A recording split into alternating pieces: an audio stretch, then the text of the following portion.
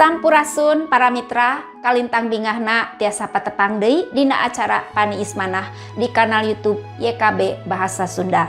Lenyepaneun urang dinten ieu dicutat tina buku renungan wasiat anu dijudulan Manusa Nu Milari Hikmah. Dumasar kitab Siloka pasal 8 ayat 32 dugi ka 30 genep.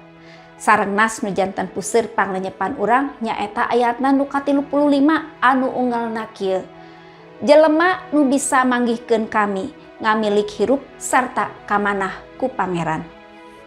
Para mitra, manusia diciptakeun masing nyeples sarimbag sareng Allah. Manusia dipasihan pancen ngarawat alam nutos ku Allah dipidamel. Kumargi kitu manusia dilengkepan ku budi akal sareng hikmah. Ku budi akal sareng hikmah, manusia ngamilik kapasitas kanggo mikir, mekarkeun potensi, mekarkeun ilmu pangaweruh, nyiptakeun teknologi sareng sajabina. Manusia oge dipaparin kabebasan, sakaligus dina kabebasanana eta manusia tanggal waler sangkan kabebasan teu ninggang kana kasawenang-wenangan.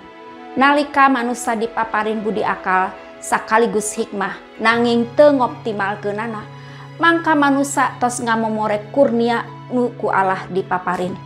Ngalangkungan kitab Siloka manusia dipepeling yen hikmah cumeluk kasakumna manusia atanapi jalmi sangkan saestuna satemena ngasah pikir akal budi sareng hikmah.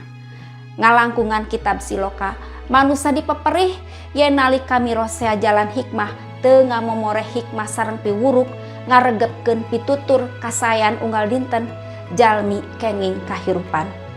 Hikmah sareng piwuruk estu penting diperyogikeun ku jalmi sangkan teu nyalahgunakeun potensi, daya sareng kamampuhan. Para mitra, Gusti kamanah kasakur jalmi atanapi manusia nu milari ngasah hikmah sareng piwuruk. Jalmi anu ngamomore hikmah justru matak nyangsara diri nujul kana jalan kabinasaan. Para mitra, rupina sakitu anu kapihatur panglenyepan dinten ieu. Pamugi tiasa janten berkah kanggo urang sadayana. Urang patepang deui dina episode salajengna. Ulah hilap, subscribe, like, sareng bagikeun kanu sanes. Cag heula.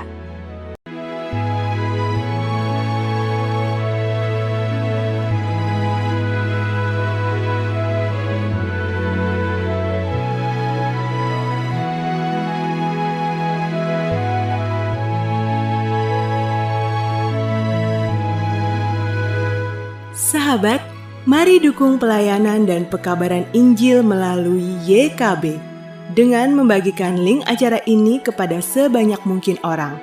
Dukungan juga dapat saudara lakukan dengan mentransfer dukungan finansial ke rekening BCA ke nomor 450 305 2990 450 305 2990 atas nama Yayasan Komunikasi Bersama.